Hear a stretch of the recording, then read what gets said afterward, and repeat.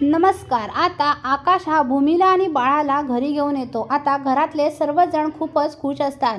मनू तर लगेच बाळासोबत खेळायला तयार होते. आजी म्हणते, अगं मनू, अजून बाळ लहान आहे, त्याची आता आपण खूप काळजी घेतली पाहिजे आणि भूमीची सुद्धा. तेव्हा मनू म्हणते, हो. आकाश, जा त्यांना त्यांच्या रूममध्ये घेऊन. मग आकाश आणि मनू हे बाळाला घेऊन आणि भूमीला घेऊन रूममध्ये येतात. आकाश म्हणतो, भूमी, तू आता अजिबात उठायचं नाही या बेडवरून, खूप आराम करायचा आणि बाळाने सुद्धा. आजी म्हणते, हो, तुम्ही दोघांनाही आराम करायचा, काय लागेल ते आम्हाला सांगायचं. आता आजी म्हणते, आकाश, भूमीची औषधं, पथ्यपाणी वगैरे सगळं डॉक्टरांकडून लिहून आणलं आहेस ना?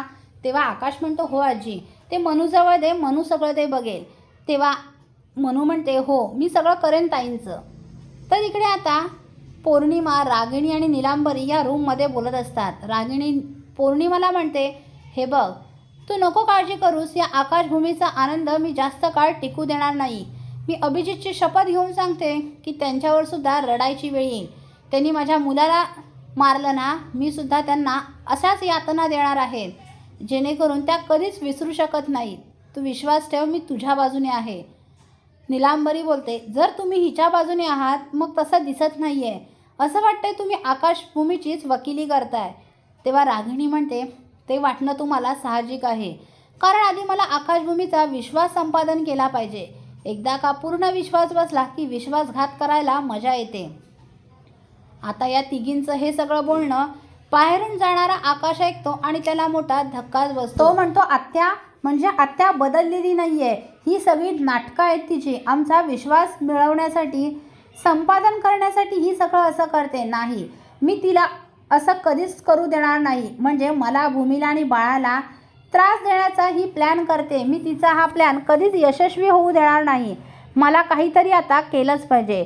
मी सुद्धा आता तिला असंच दाखवणार आहे की माझा तिच्यावर पूर्ण विश्वास आहे आणि आता तिचा मी विश्वासघात करणार आहे. आमचा विश्वासघात करतेस काय?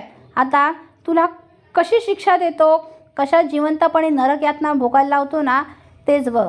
भूमी बोलत होती की विश्वास हिच्यावर ठेवू नकोस, ही विश्वास ठेवण्याच्या लायकीची बाई नाही आहे. खरंच तू विश्वास ठेवण्याच्या लायकीची नाही आहेस. मी तुला परवा ऑफिसमध्ये घेऊन गेलो, आता नेतोय का बघ. तुला आता स्टोर रूममधून घरात आणलं, घरातून ऑफिसमध्ये नेलं, आता ऑफिसमध्ये नाही, तुझ्या या घरातच तुझे कसे 12 वाजवतो ना, तेच बघ. आता बाळ घरात येता येता रागिणीचा खरा चेहरा आकाशसमोर आला आहे. इकडे रागिणी आकाशभूमीसाठी प्लॅन करते, इकडे आकाश आता रागिणीसाठी प्लॅन करत असतो आणि इकडे भूमी बाळाला घेऊन खूपच खुश असते. देवी आईने आकाश आणि भूमीची प्रार्थना ऐकलेली असते. देवी आईने भूमी आणि बाळाला दोघांनाही सुखरूप ठेवलेलं असतं, वाचवलेलं असतं. आता आकाश हा जरा टेन्शनमध्ये असतो, हे भूमीला समजतं. भूमी म्हणते, काय झालं आकाश? आकाश म्हणतो, नाही, आता हे मी भूमीला नाही सांगू शकत की आत्या बदललेली नाही आहे, ती नाटक करते, कारण भूमीला टेन्शन येईल. आता भूमीला फक्त आनंदी राहायला हवं. आकाश म्हणतो, नाही ग भूमी, काही नाही. तेव्हा भूमी म्हणते, खरं ना? आकाश म्हणतो, हो. आकाश म्हणतो, चला आता तू आणि बाळ आराम करा, मी जरा बाहेर जाऊन येतो. भूमी म्हणते, ठीक आहे. असेच मालिकांचे नवनवीन अपडेट पाहण्यासाठी व्हिडिओला लाईक आणि चॅनलला सबस्क्राईब करायला विसरू नका. थँक्यू.